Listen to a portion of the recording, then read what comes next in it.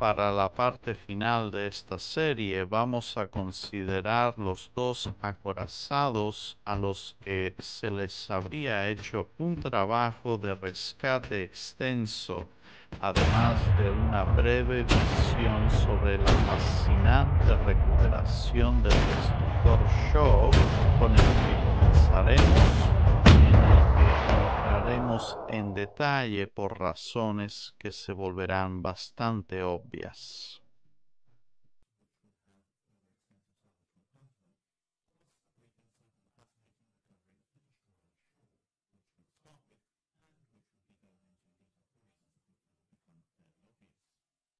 En las secuelas de los ataques a Pearl Harbor, el United States Ship Shaw presentaba una vista bastante lamentable. Había sido golpeado por 3 bombas, incendiado y luego sus revistas delanteras explotaron. Apenas era 2/3 del barco que había sido una vez, aunque al igual que los destructores de voluntad fuerte en todo el mundo, se negaría obstinadamente a reconocer este hecho y en su lugar permanecería desafiante a flote, al menos por un tiempo, aunque algo más bajo en el agua y con la mayor parte de la superestructura convertida en confeti. Lo que quedaba de la proa apenas se sostenía, utilizando algunos trozos del casco inferior.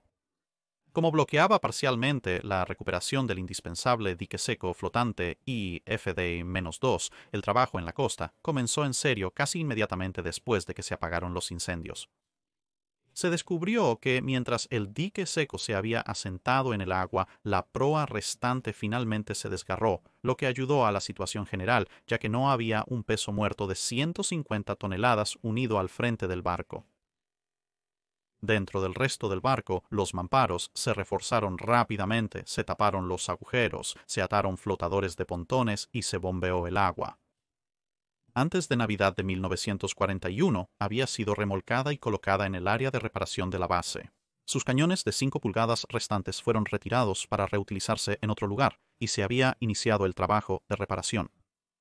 Aunque públicamente se la consideraba perdida, las mentes astutas ya estaban trabajando para averiguar cómo devolver lo que quedaba del barco a los Estados Unidos continentales para su completa restauración, y para finales de año, Shaw estaba programada para una estancia en el dique seco 2, junto con un submarino, para que se le instalara una proa falsa. Por lo tanto, se cortaron los bordes desgarrados del casco y también se eliminó lo que quedaba de su superestructura de puente. Luego fue devuelta al agua para hacer espacio para otros barcos. La proa falsa se bajó en su lugar mientras aún estaba en el agua y luego se soldó al barco. Se colocó un gran mástil de trípode en reemplazo de la superestructura, además de un solo cañón de 5 pulgadas rescatado del United States Ship Cassin, se colocó en su posición de mediados de barco. Ahora se podía comenzar a terminar la soldadura de la proa temporal y hacer que la parte del barco fuera impermeable nuevamente. Para esto, esperaba el regreso al servicio de IFD-2, el dique seco flotante que su detonación había ayudado a hundir ni siquiera un par de meses antes. Y Shaw entró al muelle a fines de enero de 1942. En la segunda semana de febrero, los hombres que trabajaban en los acorazados al otro lado del canal vieron la extraña vista de un destructor de tamaño medio con un mástil sobredimensionado, guiado desde un nido de cuervo en la parte superior del mástil y armado con un solo cañón de cubierta en el centro del barco, viniendo a motor alrededor del puerto. Habiendo fracasado en hundir o despertar la ira de un dios del mar ofendido que poseía un sentido de la estética, Shaw atracaría junto al United States Ship Ward durante la noche, zarparía después del almuerzo del día siguiente y se dirigiría mar adentro, destino Mare e Isla, el primer barco de la larga lista de la unidad de salvamento en dejar Pearl Harbor.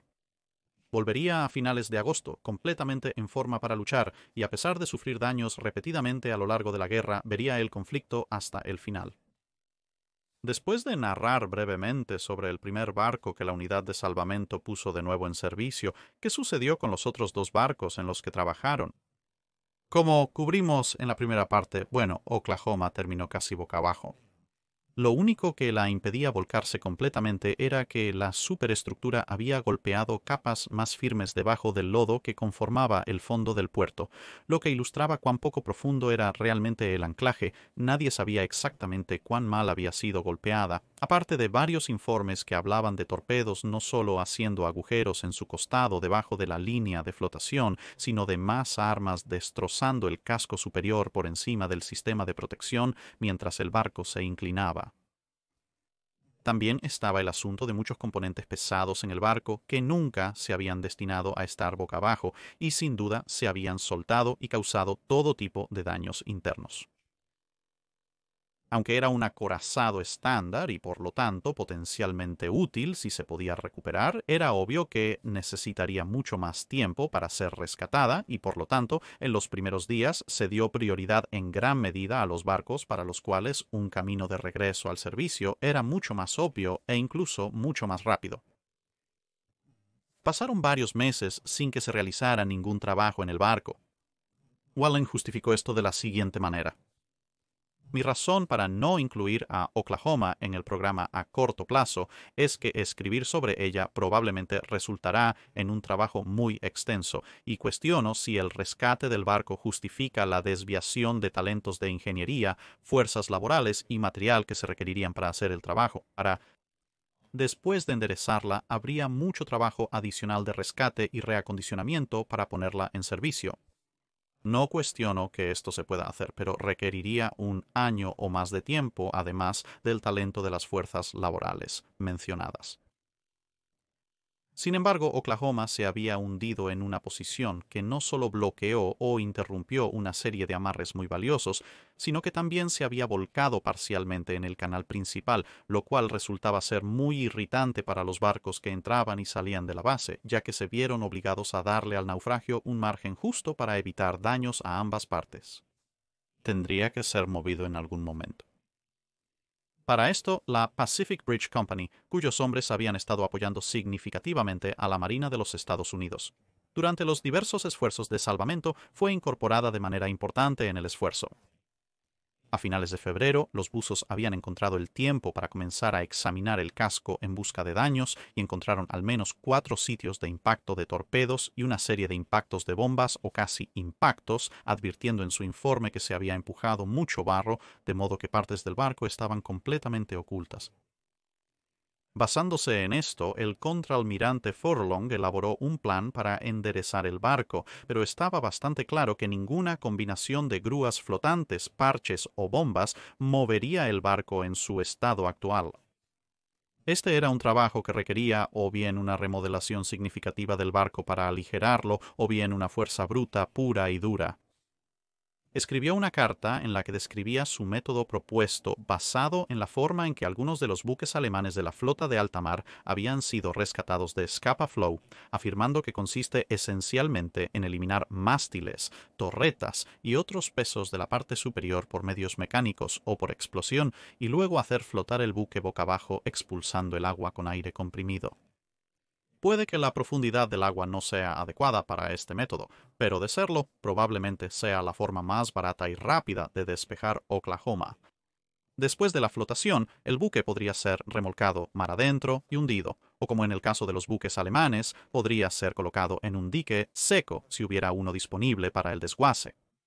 Si al atracar se descubre que el buque está en condiciones suficientemente buenas para ser reacondicionado, se podrían hacer arreglos para enderezarlo. Esto también posibilitaría eliminar material valioso si el reacondicionamiento no es rentable. No hace falta decir que la cantidad de explosivo necesaria para volar las torretas de un acorazado de clase Nevada probablemente haría que el barco fuera bastante irrecuperable desde una perspectiva operativa, pero, sin embargo, el costo de hacerlo puede ser menor en comparación con los métodos más directos. Sin embargo, a medida que se tenía una idea más clara del estado del barco, la otra opción se volvió mucho más realista. Esto fue mucho más directo y brutal. Simplemente adjunta docenas de cables de acero gruesos, encuentra un montón de cabrestantes extremadamente resistentes y simplemente arrastra todas las 27.000 toneladas más, quién sabe cuánto barro y agua, en posición vertical. pero con los informes de los buzos pintando una imagen cada vez más sombría del daño al barco y el hecho de que era el segundo acorazado estándar más antiguo de la flota, solo superado por la propia Nevada, Furlong también reconoció la mano de obra y el material necesario para flotar estos barcos constituirían una desviación del esfuerzo de guerra que debería concentrarse en la construcción y reparación nuevas y vitales. La fabricación de enormes cantidades de cable de acero especial, bloques, forjas de acero y cabrestantes necesarios para este trabajo y el empleo de mano de obra e ingenieros calificados durante un año o más para levantar y rehabilitar estos barcos no está justificado en este momento. Es preferible usarlos como trabajadores tras la guerra. Esta carta cubría generalmente a Oklahoma, Utah y Arizona. Pero a finales de abril, con el trabajo en los otros acorazados avanzando impresionantemente bien, se dio un nuevo impulso a la idea de al menos volver a poner a Oklahoma en posición vertical, y en mayo la opción del cabrestante se desarrolló aún más en un plan de trabajo. Se redactaron contratos preliminares, se reunieron materiales y con West Virginia en dique seco había más mano de obra calificada disponible. A mediados de julio, la división de salvamento estaba lista para iniciar. El primer nuevo trabajo para acceder y vaciar los tanques de combustible accesibles inició el 12 de julio. Aunque el sistema de cabrestante parecía más probable, todavía se esperaba que quizás, al llenar parte del barco con aire, la flotabilidad diferencial se pudiera usar para hacer que se enderezara y tal vez incluso se mantuviera a flote, ya que esto sería más rápido. Incluso si se iba a utilizar la opción del cabrestante, introducir una burbuja de aire en el barco ayudaría a inducir un movimiento rotacional al barco, en lugar de simplemente arrastrar el casco hacia la isla Ford, y por supuesto haría que la tensión en los cables y cabrestantes fuera algo menor. Sin embargo, no era tan simple como eso. Exactamente cómo se comportaría el barco bajo estas fuerzas era un asunto de cálculo intenso y complejo, así como de más trabajo de investigación física para proporcionar los datos necesarios. Los buzos comenzaron a trabajar de manera más intensa en el barco y dentro de él, así como a tomar muestras del fondo del puerto alrededor del barco para ver qué tipo de resistencia podría ofrecer el lecho marino, tanto en términos de liberar su agarre en las estructuras superiores, como en lo que podría hacer cuando el barco comenzara a rotar. Los resultados fueron mixtos. La mayor parte de la parte delantera del barco estaba asentada en el mismo lodo, casi líquido, que había intentado tragar a California, pero más adelante las condiciones cambiaron a una mezcla de arcilla y coral que impedía que el barco se hundiera más, y, lo que es más crucial, también debería proporcionar una buena cantidad de fricción, lo que significaría que cualquier cable que tirara del barco desde la isla Ford tendría más probabilidades de volcar el barco a medida que se arrastraba por el fondo y así, con suerte, poner el barco en posición vertical, en lugar de simplemente arrastrar el barco a través del lecho marino hacia ellos. Sin embargo, había un riesgo importante si el enderezamiento del barco no era un movimiento suave y uniforme y la proa se hundía, entonces el barco podría deslizarse fuera de la plataforma de arcilla y coral y hundirse irremediablemente en el lodo líquido más suave que tenía delante. Habiendo completado la mayoría de los trabajos de salvamento a los barcos que podían ser devueltos al servicio a tiempo, Walling fue enviado a otras tareas a finales de julio, tras haber reflotado la mayoría de los acorazados de la flota del Pacífico y llevarlos a salvo al muelle. Después de algunos cambios rápidos, la responsabilidad finalmente recayó en el comandante Whittaker, quien llevó las cosas adelante desde este punto. Los buzos comenzaron largos y peligrosos viajes dentro del barco para abrir y cerrar varias escotillas, reconfigurando la estructura interna del barco de manera que varias de las áreas no dañadas se convirtieron efectivamente en grandes volúmenes de recepción para las burbujas de aire que se bombearían. Mientras estaban en tierra, comenzaron a instalarse las bases para numerosos cabrestantes y se prepararon tanques de pontones adicionales para ser adjuntados al barco para ayudar a crear flotabilidad. La disposición de las escotillas y puertas era crucial.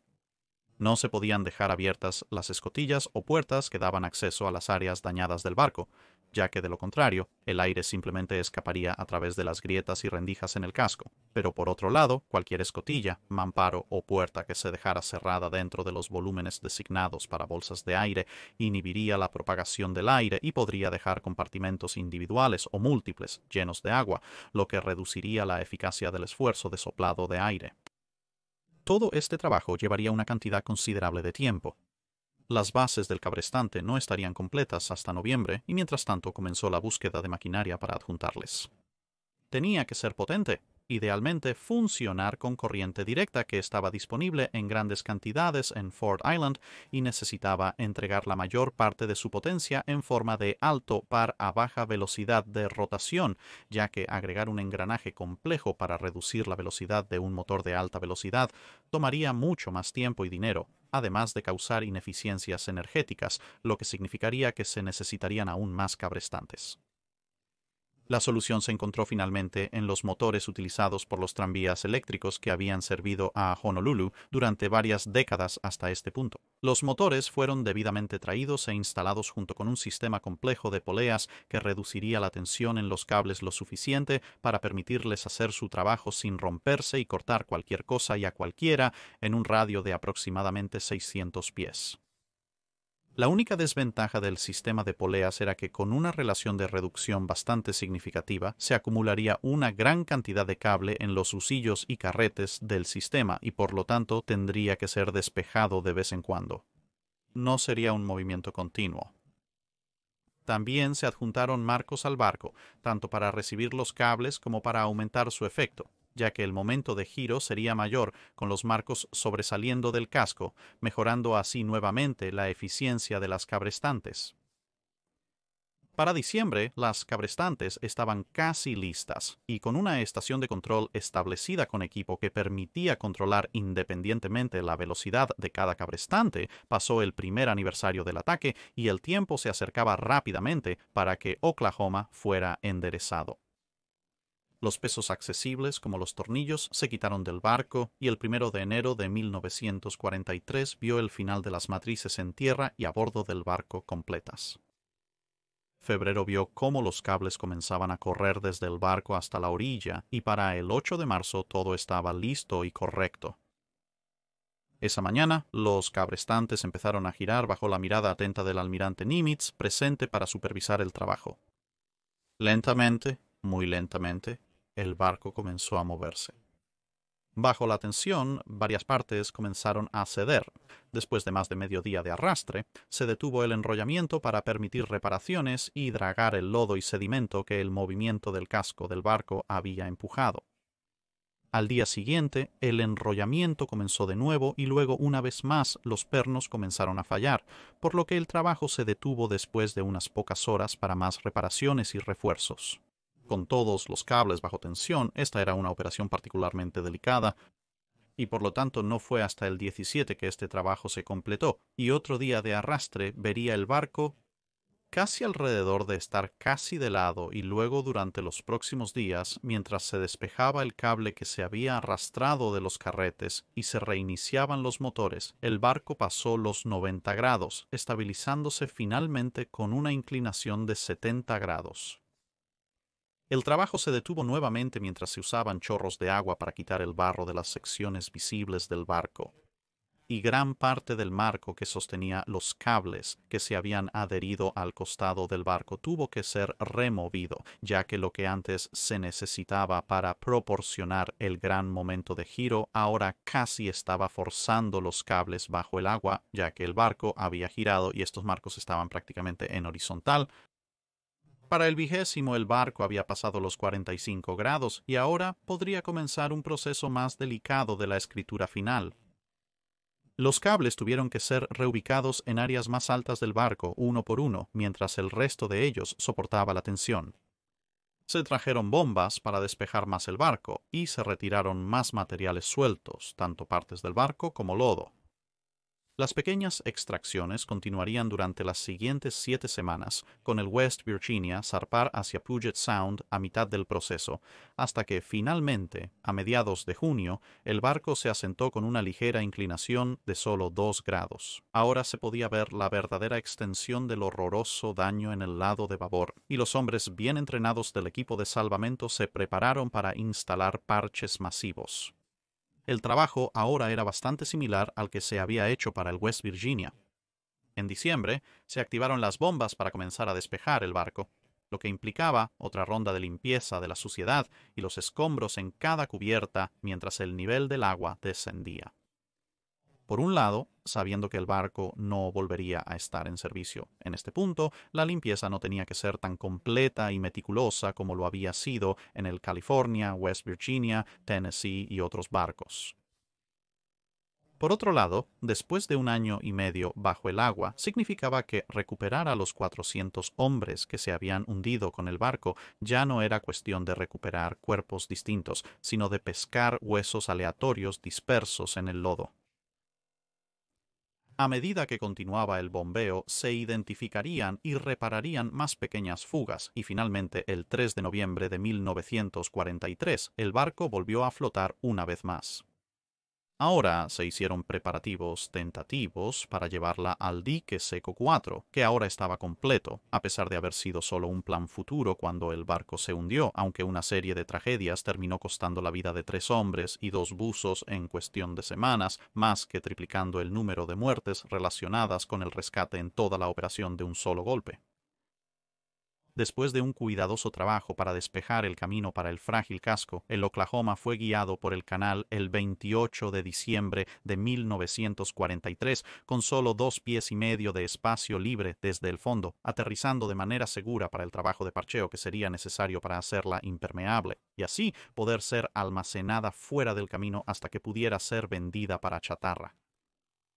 Dirigiéndose a Utah, la situación en enero de 1942 era incluso menos urgente que en Oklahoma. Aunque había ocupado un lugar útil para el atraque, no era tan crítico como los de la fila de acorazados, y no estaba bloqueando tantos, por lo que, aparte de rescatar algo de la munición antiaérea a bordo, había poco más allá del valor de la chatarra en el casco ahora que se había hundido.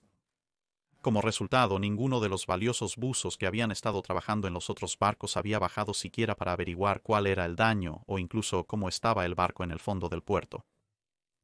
Este trabajo comenzaría finalmente a mediados de enero con el objetivo principal de asegurar que el barco era lo suficientemente estable para el mencionado rescate de munición de 5 pulgadas, como se mencionó en los videos anteriores. Hallaron que el barco yacía firmemente en el fondo marino y podrían iniciar el trabajo de acceso a las revistas. Durante gran parte de 1942, la principal contribución de Utah al rescate se realizó a través de su grupo de ordenanza, encargados de cuidar los cañones antiaéreos de 5 pulgadas en el barco antes del ataque. Demostraron ser un equipo notablemente eficiente y bien entrenado en los trabajos de rescate de armas secundarias, municiones y equipos de control de fuego de los diversos barcos que estaban siendo rescatados. La escasez de mano de obra impidió que los pequeños grupos de rescate asignados a Utah se adentraran mucho más en el barco para recuperar más municiones, ya que se encontraron con más giros en el casco, más inundaciones, más mamparos deformados y cerrados y más sulfuro de hidrógeno. A fines de febrero de 1942 se suspendió el trabajo de rescate en el barco con poco más de 2.500 rondas de munición de 5 pulgadas para los 3 tipos de cañón de 5 pulgadas que entonces estaban en servicio en la Marina de los Estados Unidos, tras ser recuperados. El último abandonó el barco el 14. Nadie volvería al Utah durante aproximadamente 1 año. Para cuando llegó 1943 y los principales esfuerzos de salvamento estaban completos, el Utah vería nuevos visitantes, ya que con solo trabajo en Oklahoma restante, algunos buzos ahora se reservaban para una investigación del antiguo barco objetivo también. Debido a su menor desplazamiento y una posición algo mejor, se consideró que, a pesar del daño que había sufrido, el trabajo en Utah probablemente sería similar al de Oklahoma, solo que algo más fácil, si bien algo menos urgente. Como resultado, se realizó un trabajo de estudio más detallado a medida que los hombres estaban disponibles desde Oklahoma, descubriendo que el barco estaba algo más inclinado hacia la vertical que Oklahoma y algo más hundido por la popa. Dado que se iban a utilizar los mismos métodos, se pudo comenzar a trabajar en determinar qué elementos del barco se podían eliminar o ya se habían desprendido para aligerar el barco, y se construyó un muelle de pontones para facilitar un acceso más fácil al casco. Mientras las cabrestantes en el otro lado de la isla Ford comenzaban a enderezar lentamente el Oklahoma, los equipos que habían construido las cabrestantes, cimientos y marcos se dirigieron a través de la isla para replicar el proceso junto al Utah. Se comenzaron los cálculos sobre exactamente qué fuerzas debían aplicarse y dónde, y también comenzó el proceso de asegurar el interior del barco para permitir la formación de burbujas de aire. A diferencia de todos los otros acorazados, sin embargo, el diseño mucho más antiguo de Utah no estaba realmente suficientemente particionado y tuvieron que instalarse esclusas de aire en varios lugares para asegurar que realmente hubiera múltiples áreas de bolsas de aire separadas. 1943 se convirtió en 1944 y parecía que muchos de los hombres de la unidad de salvamento pasarían toda la guerra en Pearl Harbor, y con la flota mucho más grande y el ritmo de la guerra intensificándose, las transferencias de hombres a la flota, así como las demandas de equipo para ayudar a los barcos en servicio activo, poco a poco redujeron la fuerza laboral, incluso mientras se bombeaba aire en el Utah listo para el último arrastre. Debido a estos retrasos, no fue hasta febrero de 1944 que, con las poleas y cables transferidos, el barco comenzó a ser arrastrado. Aunque inicialmente giró mucho más fácilmente que Oklahoma, tardando solo 3 días en pasar de estar prácticamente boca abajo a una inclinación de 68 grados, resultó que aunque el lecho marino había sido lo suficientemente fuerte para soportarla en su posición inicial, con el mayor peso asociado a su orientación mucho más vertical, pero aún negativamente flotante, en realidad estaba comenzando a hundirse en el lodo, a tal grado que los marcos de los cables se habían hundido parcialmente en el lodo y los cables tuvieron que ser desprendidos de ellos, ya que también estaban enterrados. Estos cables fueron luego reenganchados a las partes superiores del barco y las poleas volvieron a arrastrar, pero cuanto más vertical se volvía Utah, más se hundía en el lodo. Fue una carrera entre la rotación y el asentamiento que terminaría con un barco con una inclinación de 37 grados y completamente incrustado en el lecho marino. Las poleas se esforzaron, pero ella no iba a ninguna parte. Aún así, al menos estaba un poco más fuera del camino y mucho más estable de lo que había estado, y con eso el trabajo cesó, y las operaciones relacionadas con el rescate que habían comenzado mientras las balas y bombas japonesas aún volaban por el aire el 7 de diciembre de 1941 terminarían con el calendario marcando el 15 de marzo de 1944. Sin haberse desaguado el barco ni recuperado los restos de la tripulación atrapada, el casco de Utah fue designado como una tumba de guerra. El barco fue formalmente dado de baja y el casco se dejó en su lugar, donde permanece hasta el día de hoy. Para ser claros, esta serie no ha cubierto la totalidad de todo el trabajo relacionado con el rescate que ocurrió en Pearl Harbor, que por sí mismo había crecido alrededor del trabajo del equipo de rescate desde una base avanzada capaz de reparaciones y reacondicionamientos hasta una instalación naval completa con media docena de diques secos, si incluyes los flotantes, áreas de almacenamiento masivas, granjas de combustible, talleres de máquinas y similares, capaz de apoyar una flota de tamaño sin precedentes en su camino hacia y desde la guerra que estaba progresando más al oeste. La unidad de rescate trabajó en muchos otros barcos durante su mandato. La saga del United States Ship Oglala, que debió haber dejado a muchos de los oficiales a cargo sin porciones significativas de su cabello, el trabajo primero de rescatar lo que aún era útil en el United States Ship Arizona, y luego las primeras etapas de convertirlo en un memorial, los esfuerzos para devolver el United States Ship Plunger al servicio después de que cayó de manera bastante inconsiderada a mitad de camino a través del cuerpo principal de trabajo, bloqueando un valioso espacio de muelle. La aplicación de la historia del barco de Teseo a Cassini Downs y varios otros esfuerzos son todos parte de la historia completa de la unidad de rescate. Entonces, ¿qué lograron en general? En resumen, una cantidad enorme. Barcos que se creían irrecuperables como West Virginia regresaron al servicio. La propia West Virginia más tarde cobraría su venganza en la marina japonesa en la batalla del estrecho de Surigao, junto a los también supervivientes de Pearl Harbor, Maryland, Tennessee, California y Pensilvania, con el United States Ship Mississippi uniéndose a la aventura. Se recuperó un espacio crucial en Pearl Harbor, que recibiría nuevos barcos. Esta foto de uno de los Iowas amarrado junto al casco de Oklahoma ilustra hasta qué punto llegó los Estados Unidos. La marina progresó durante la guerra. También lograron dar un lugar de descanso final a la mayoría de los que desaparecieron en acción tras los ataques del 7 de diciembre, ya sea que fueran recuperados para tumbas o para siempre a bordo de sus barcos, como con el Arizona y el Utah. El trabajo de la unidad de salvamento también salvó vidas de los consejistas. Sus notas detalladas y meticulosas sobre dónde habían fallado los sistemas de protección de destructores, cruceros y acorazados y cómo se podía evitar esto en diseños futuros, así como la enorme cantidad de trabajo calculando exactamente cómo sellar de manera segura partes de un barco para proteger contra inundaciones, todo esto alimentó el cuerpo de conocimiento en rápido crecimiento que eran los esfuerzos de entrenamiento de control de daños de la Marina de los Estados Unidos, que a su vez vería a muchos barcos regresar a Pearl Harbor. ¿Golpeado? Sí. ¿Quemado intensamente e inclinado? Ciertamente.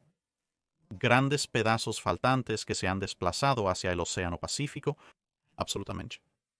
Pero aún así, los barcos, o al menos lo que quedaba de ellos, regresaron a menudo para ser reparados, girados y enviados de vuelta a la lucha, con muchas de sus tripulaciones logrando llegar a casa con historias hilarantes como navegar a mitad de camino a través del Pacífico hacia atrás, o reparar el barco con árboles de coco en lugar de dejar a un puñado de oficiales supervivientes con la tarea de escribir cientos de cartas a familiares en duelo. Aparte de algunos premios aquí y allá, sin embargo se dio relativamente poco reconocimiento a estos hombres trabajadores en ese momento, o incluso desde entonces, pero esperemos que esta pequeña serie haya hecho una pequeña parte en elevar su perfil un poco, ya que sin duda lo merecen profundamente. Y si te gustaría aprender más sobre algunos de esos otros esfuerzos de salvamento que mencioné, o incluso más detalles sobre los esfuerzos de salvamento en los acorazados, entonces te recomendaría encarecidamente los 3 libros que han formado el núcleo de... El video se basa en material fuente e informes oficiales de la Marina de los Estados Unidos sobre el asunto disponibles al público. Entonces los 3 libros son Descenso a la Oscuridad de Edward C. Raymer. Él fue uno de los muchos buzos de la Marina que pasó mucho tiempo en los restos de varios acorazados y no necesariamente lo recomendaría como lectura nocturna a menos que te gusten especialmente las pesadillas sobre ser perseguido a través de acorazados hundidos por cuerpos flotantes, pero como lectura de la tarde definitivamente es muy, muy perspicaz. También está Resurrección, salvando la flota de batalla en Pearl Harbor por Daniel Madston, que repasa los esfuerzos de salvamento en todos los barcos y las diversas razones por las que ciertos barcos fueron salvados antes que otros, y es sin duda una excelente lectura. Y luego también tienes Pearl Harbor, ¿por qué? Como salvamento de la flota y evaluación final por él en el momento de la escritura, vicealmirante Homer N. Wallin.